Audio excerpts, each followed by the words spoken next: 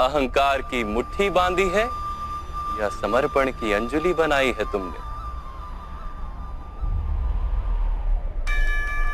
इस ज्ञान को ग्रहण कर पाओगे?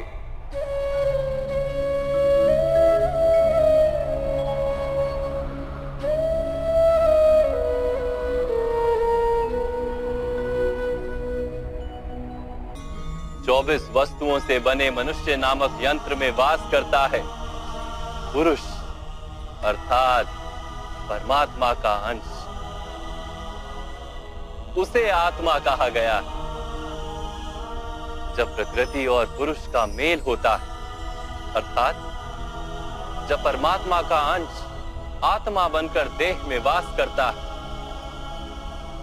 तब मनुष्य जीवित होता है।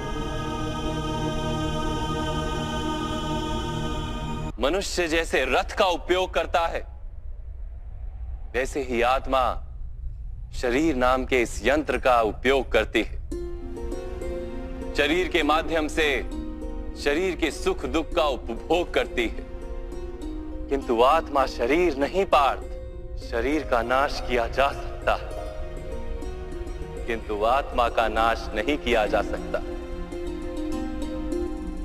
नैनं छिन्दन्ति शस्त्राणि नैनं दहति पावका न चैनं क्लेदयन्त्यापो न शोष्यति मारुता। आत्मा ना शस्त्रों से छेदी जा सकती और ना ही अग्नि से जलाई जा सकती। न जल उसे निर्बल कर सकता है और ना ही पवन उसे सुखा सकती। आत्मा शरीर में रहते हुए भी अमर है। न हन्यते हन्यमाने शरीरे। पार्थ, शरीर की हत्या की जा सकती है, किंतु आत्मा की हत्या नहीं की जा सकती। आत्मा तो सर्वव्यापी है, अचल है, स्थिर है, सनातन है।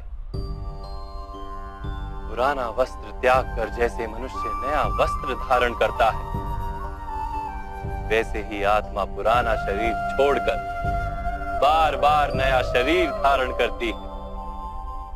परंतु माधव, मैं तो जगत का अनुभव अपने शरीर के माध्यम से ही करता हूं। स्वयं को देह न जानकर मैं आत्मा कैसे जान सकता हूं? स्वयं को आत्मा के रूप में जानना असंभव भी नहीं पार्थ।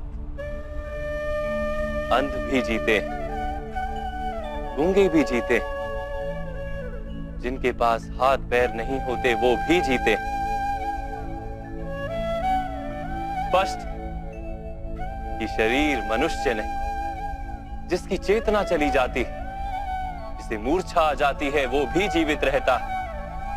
इसलिए स्पष्ट है कि मनुष्य का चेतन तत्व वो भी शरीर नहीं।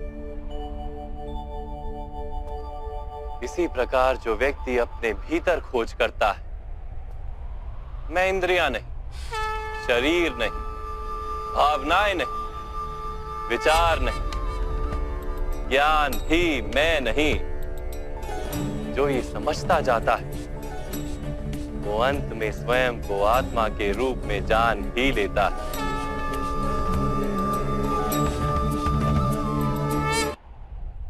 प्रकृति के 24 पदार्थों से घिरी आत्मा को विस्मरण हो जाता है कि वो परमात्मा का अंश है।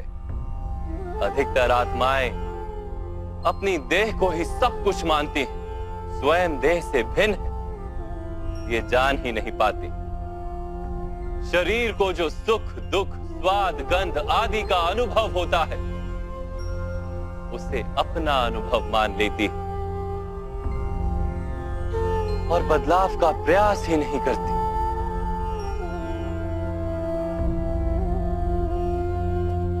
जो आत्माएं बदलाव का प्रयत्न नहीं करती, निरंतर अधर्म करती रहती हैं, उन्हें जागृत करने के लिए दंड देना अनिवार्य है।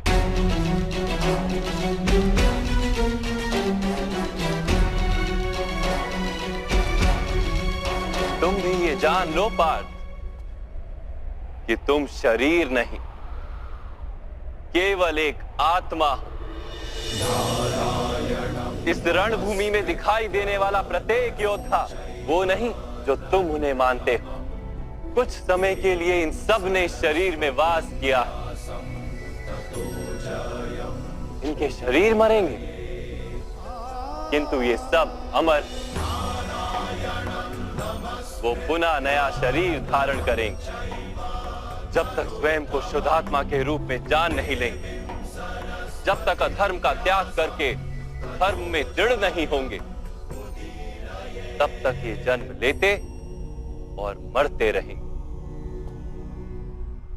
जो जन्मा है वो अवश्य मरेगा, और जो मरता है वो अवश्य फिर से जन्म लेगा।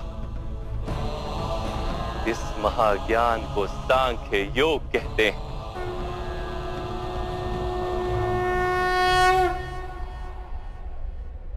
धर्म और अधर्म क्या है माधव? जिस मार्ग पर चलकर मनुष्य स्वयं को आत्मा के रूप में देखता है, परमात्मा के अंश के रूप में स्वयं को जानता है, उस मार्ग को धर्म कहते हैं।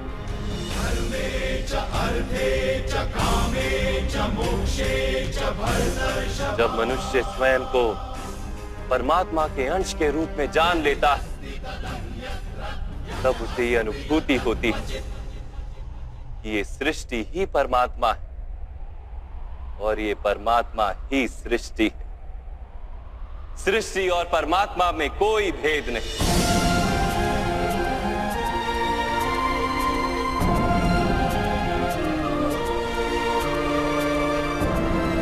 जो मनुष्य ये जान लेता है, वो दूसरे मनुष्यों और प्राणियों की ओर निर्दयी और कठोर नहीं होता। वो ये जानता है कि जीव कटने से पीड़ा केवल जीव को नहीं होती, उसकी अनुभूति समग्र शरीर को होती है। वैसे एक मनुष्य को पीड़ा होती है तो समग्र संसार उस पीड़ा का अनुभव करता है। जब तक संसार में एक मनुष्य भी पीड़ित है, तब तक वास्तव में किसी का भी सुख संपूर्ण नहीं। ये जानने पर मनुष्य का मन करुणा से भर जाए, उसे धर्म कहते हैं।